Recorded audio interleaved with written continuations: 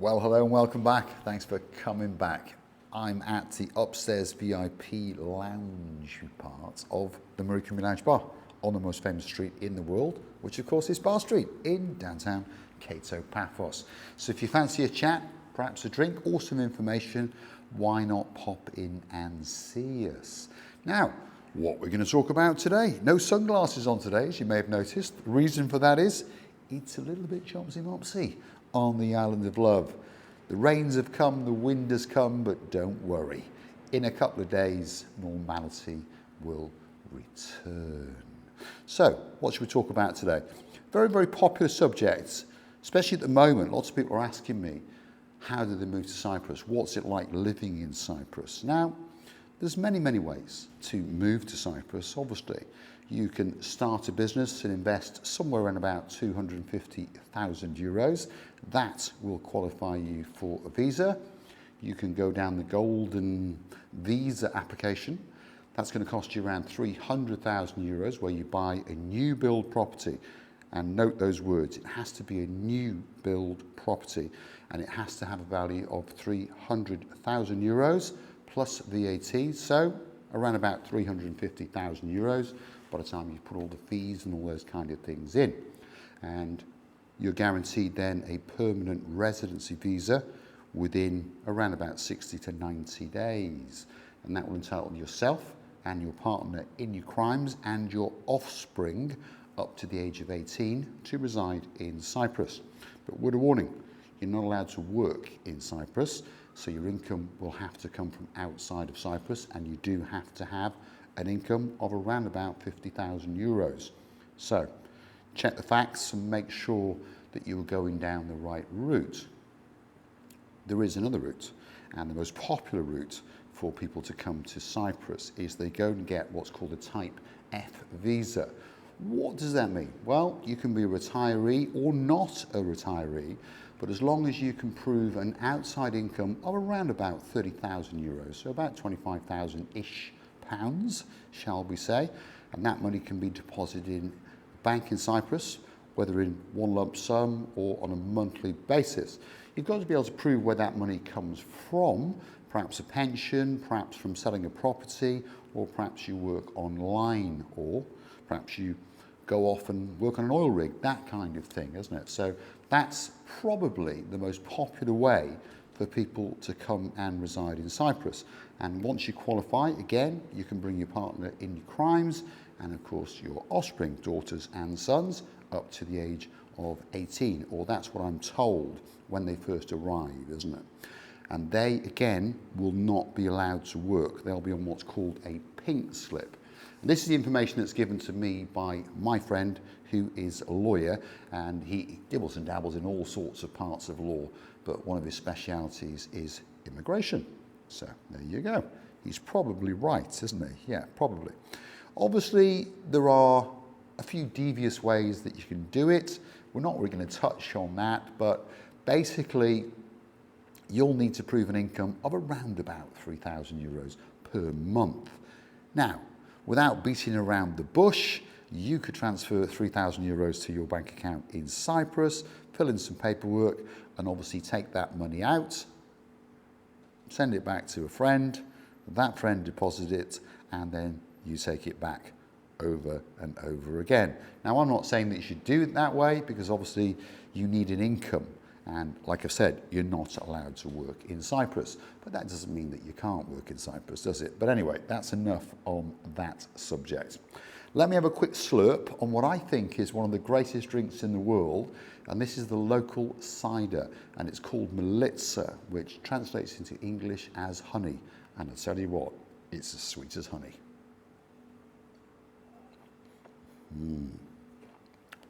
It certainly is absolutely beautiful. I've got a little boy cigar as well. So, living in Cyprus, a lot of people say, what's it like? You know, how do you explain what's it like? Because obviously people come on holiday to places, not just Cyprus, could be Tenerife, it could be Mallorca, it could be Portugal, Spain, Italy, France. They have a great time. But going to live somewhere is not the same as going on holiday somewhere. Because in general, isn't it? In general, not always, but when you're on holiday, 99.9% of the people are always very, very nice to you because they understand that you're on holiday and it's their job to make you feel welcome, so they go out of their way, normally, to make you feel welcome. But obviously, when you go to live somewhere, it changes a little bit. And I'm not insulting Cyprus or anywhere else in the world, but as you go about your daily life, you will bump into people that perhaps got out of the wrong side of the bed, perhaps are not in such a good mood, and sometimes they will vent their anger on you and blame you for it, whether you're a foreigner, whether you're a national or not. And some of us take offence by it, don't we? So some of the things to bear in mind. Living in Cyprus, try and go with the flow. You know, most people who are relocating to Cyprus or Portugal or Spain or France are probably in a fairly good financial position. So they're probably not troubled by most of the things in the world, you know, trying to earn a living and so forth. Whereas, of course, that person who's taking their anger out on you or their frustrations out on you probably is. And they're frantically trying to earn some money for their wives, their partners in their crimes, their mums, their dads, whatever it might be. So bear that in mind. When you're out and about on your travels, when you start your new life in a new country, maybe not Cyprus, that not everybody that you come into contact with will be always that pleasant. And you might meet the same gentleman or the same lady 2 hours later in a restaurant, and you might remember them, they probably won't remember you, and they'll be totally charming because, of course, they've done what they have to do. They didn't mean to cut you up on the road. They didn't mean to gesticulate at you, so we say. It was just something else going on in their minds. And that's the same anywhere in the world, whether you're coming from Germany, France, Italy, the UK. That same person that you see 2 or 3 hours later will be a totally different person. So, don't take life too seriously wherever you may be in the world, and don't take it too seriously when you come to Cyprus, because most of us in Cyprus do not take life too seriously. Cyprus is a fabulous place, and it is. I'm not getting paid to say that. I've lived here for 16 years. I've never had any problems with anybody. Yes, we've had the odd altercation, the odd word or two, but normally we make great friends and we'll see each other, I don't know, a week later, 2 weeks later, and that gentleman or that lady will say, oh, you know, I'm sorry for doing that, or I'll say I'm sorry for doing that, sorry for cutting you up, etc., etc. In general, 99.9% of the Cypriot population are ultra, and I mean ultra friendly, and they will go out of their way to try and accommodate your needs. If you're walking down the street and you need some help, even if the person you speak to can't speak English, if that's the language you're communicating with, if you say something like, let's say you're in Paphos and you say, where is the harbour? Well, that is a universal word. Everybody knows where Paphos harbour is, and they will point you in the right direction. Simple as that. All you have to say is, thank you very much. And again, 99.9% of Cypriots do speak English, by the way, and many of them speak better English than me and you, and that's a fact, by the way. So communication is very, very simple, and it is. And the hospitality of the Cypriot people is beyond good. And I mean that from the bottom of my heart, beyond good. It doesn't matter if you're in Paphos, if you're in Limassol, in Larnaca and Nicosia. They're always very, very friendly and open. And again, like I say, they don't take life too seriously. What they want to do is relax, chill out, smoke a cigarette, smoke a cigar, sit on a beach, have a frappe, or perhaps have a glass of their local cider, Melissa, which is absolutely delicious, by the way. Perhaps opening the Marika Lounge Bar wasn't such a good idea because I don't drink alcohol, although that's changed because that is alcohol. But what I do is have a quarter about twice a day because it's so, so sweet. It's absolutely delicious. And everybody who's coming to the bar, and I want to thank a few of those, by the way. Dayman, thank you very much. Lord Andy, Lady Ness, Sir the Nigel, Lady Miriam, thank you very, very much indeed. Sir of the Ian, Lady of the Tina, thank you from the bottom of our two hearts for coming to see us and for supporting us at the Marika Lounge Bar on the most famous street in the world, which is Bar Street in downtown Paphos. Just set back from the main road, what we call the Hotels Road, that crescendos into the promenade. When you get to the Marios Diamond Shop, ooh, terrible shop, especially if your name is Sir Matt of the Dyers, but a wonderful shop if your name is Lady Sally of the Briars, who wants to be Lady Sally of the Dyers. And one of these days, it's going to happen. And you never know, they might have their wedding evening party at the Marika and Me Lounge Bar. But anyway, like I was saying, when you get along the Hotels Road, heading towards the promenade, heading towards the harbour, when you get to Marios Diamonds and you're thinking, no, I don't want to go over there, on your left-hand side will be the Imperial Chinese restaurant. Great restaurant, by the way. Fabulous restaurant. We went there not that long ago with Baron John and Baroness Louise, and we always have a bit of a Chinese off between the Imperial and Chloe's. But anyway, if you look to your right, there's a bit of open land and there are some trees, and that is where we are situated. And there's two little cut-throughs, yes, Lady Mandy and Sir Jeff of the Hancock. That's where we are. Why not come and see us? Anyway, back to Cyprus and what to expect from living in Cyprus. 99% of the people that I meet that have relocated to Cyprus stay here for a long time. And that tells you a lot. That tells you that they've done their research. They've perhaps been here 2, 3, 4 times, perhaps been coming for years. But they know that they're going to make the right choice by relocating to Cyprus, because Cyprus has something special. It's called the Island of Love, and the love that the locals and the foreign nationals provide to the tourists and people who are thinking about relocating to Cyprus is off the scale. And if you want help and advice, perhaps go and sit in a bar, go and sit in a restaurant and start to make friends. Come and ask us at the Marika and Me Lounge Bar. You haven't got to buy a drink. You can come and sit in here and chat to us for hours. But maybe you might sup on a pint or two. You never know.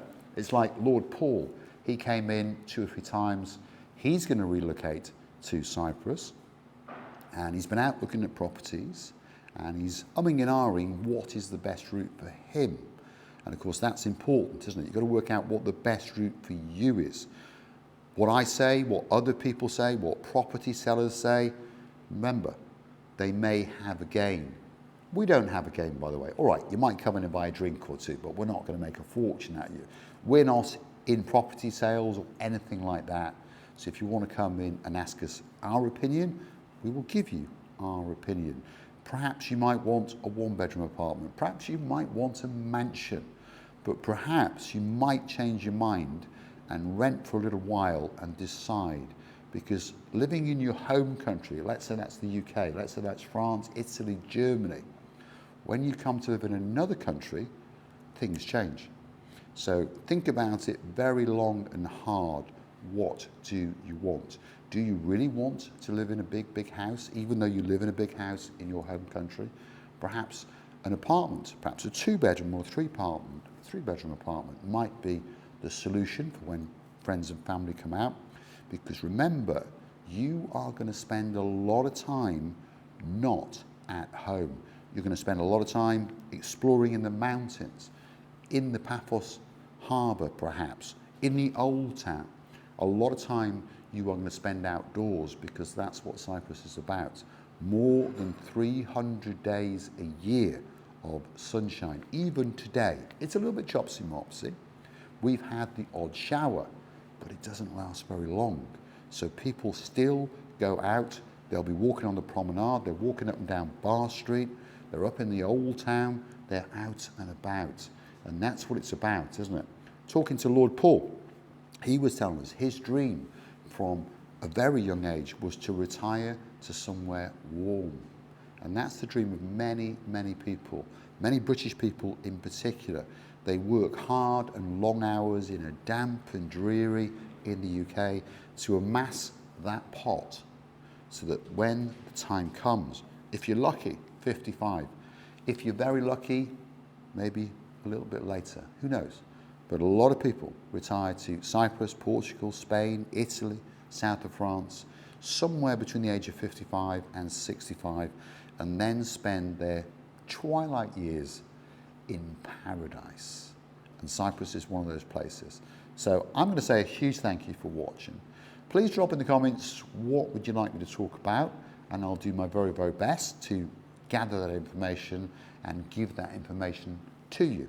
Because I understand that people all have different needs and they're all looking for some information, something unique perhaps. We were talking about car road tax and bringing your car from your country the other day, and I mentioned the surcharge in the road tax, and there was a gentleman in the comments who said he was planning on bringing his 7 Series BMW, almost a classic car. Now if he keeps it a bit longer, he can bring it once it hits 30 years old, so the world will change, but at the moment it's not 30 years old, so I think he said he will be paying 2,600 euros in road tax as a surcharge on top of his road tax. That's scary.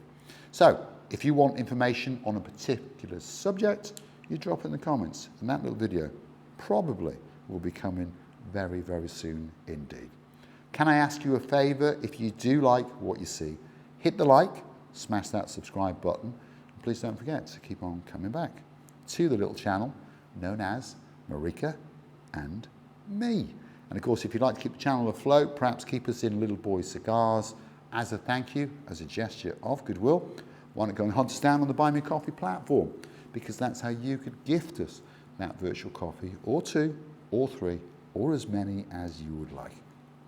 Massive thank you to Baron John, Baroness Louise. Those are the guys that travelled all the way from Thailand to Paphos to come for the grand opening of the Marika and Melange Bar.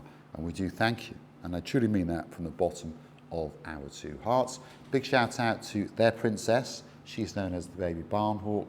Very soon she'll be getting married to the man of her dreams, and he's known as Harry the Keeper, because he's a keeper, that's for sure.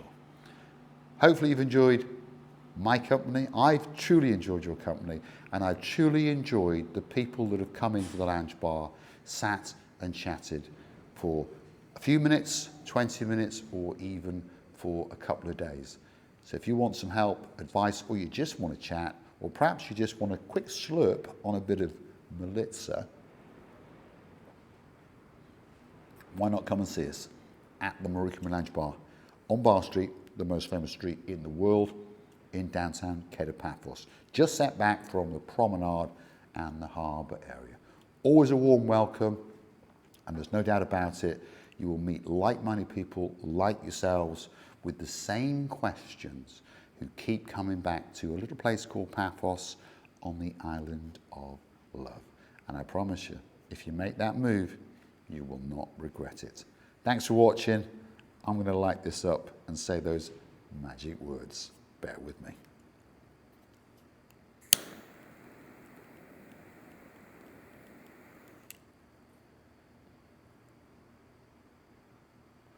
There is absolutely no doubt about it. Life is good on the island of love. Thanks for watching. See you again very, very soon indeed.